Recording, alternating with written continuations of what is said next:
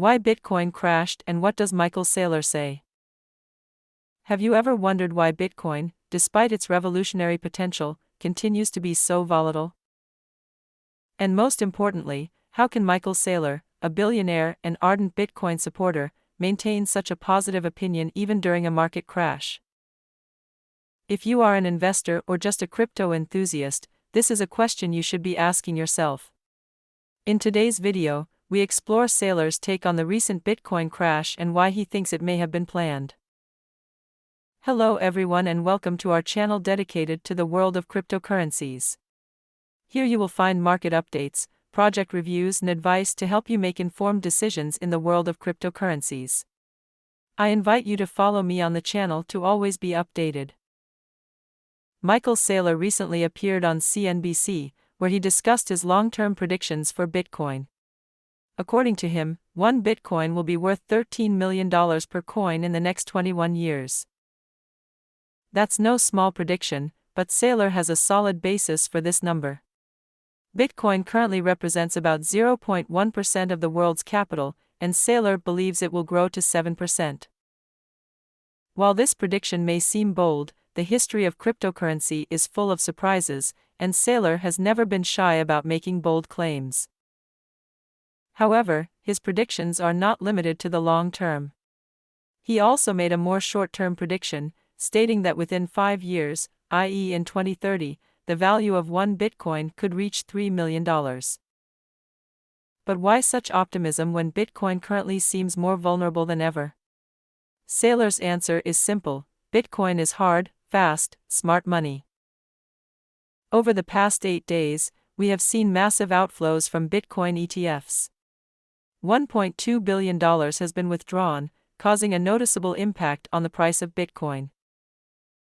Saylor acknowledges that ETFs have created additional demand, but points out that Bitcoin, as one of the most liquid and global currencies in the world, is extremely volatile.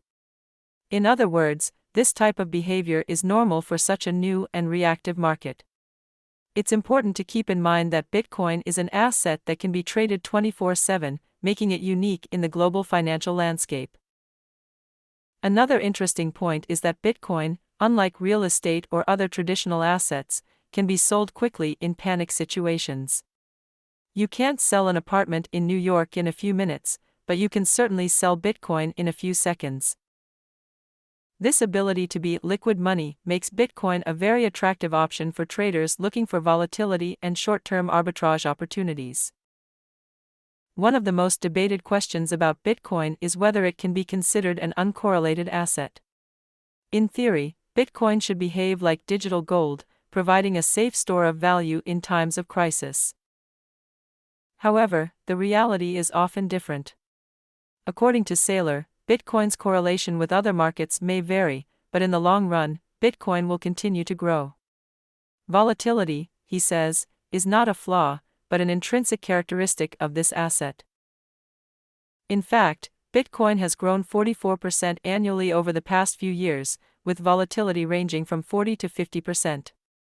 This means that, in the long run, investing in Bitcoin could yield significant returns for those willing to tolerate short-term fluctuations.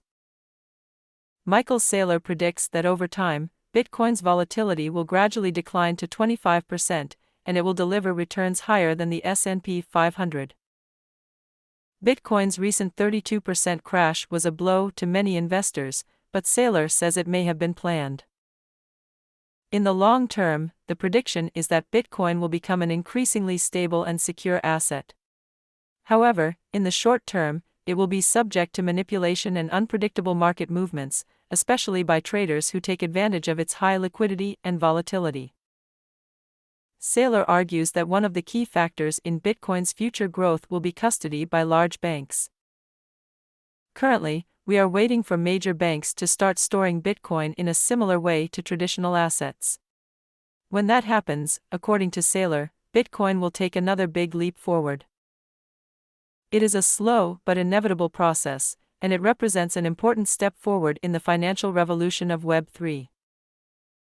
Beyond Bitcoin, the cryptocurrency world is rapidly evolving with projects like and paving the way for tokenization of traditional assets. These altcoins are making great strides, working with financial institutions like BlackRock to bring more assets to the blockchain. Ando, in particular, stands out for its ability to help traditional asset managers navigate the cryptocurrency world, offering innovative solutions for the distribution and custody of digital assets.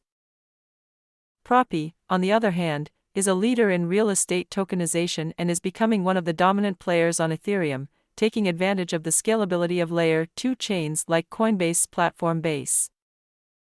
Real estate tokenization holds huge potential for the future of the real estate market, making it easier and faster to buy and sell properties through smart contracts and cryptocurrencies. In conclusion, Michael Saylor remains firm in his optimistic predictions for Bitcoin. Despite the volatility and temporary crashes, Saylor believes that Bitcoin is destined to become a fundamental part of the global financial system. With an expected annual growth rate of 44% and future stability, Bitcoin could become an asset much more similar to the S&P 500, but with higher returns. Thanks for following along this far. Remember, in the long run, Bitcoin grows 44% every year. With that said, thanks for following us this far. Don't waste your next crypto flight. Thanks for being with us. If you want to stay updated on the latest news in the crypto world and not waste a crypto adventure, hit that follow button and activate the bell. Ready to go? Then see you in the next video.